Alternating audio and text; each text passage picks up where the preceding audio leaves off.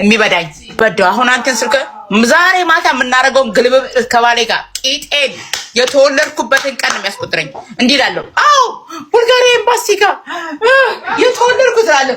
አዎ ጥቁር አንበሳ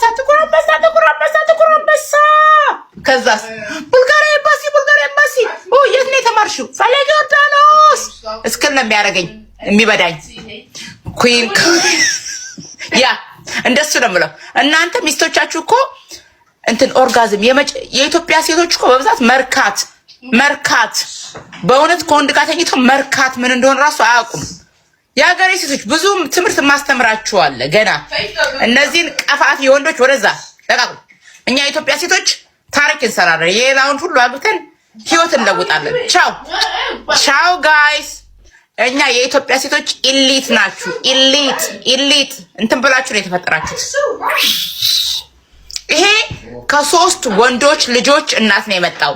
እኔ የ3 ወንዶች ልጆች እናት ነኝ። አንድ ሴት ብቻ ነው ያለችኝ።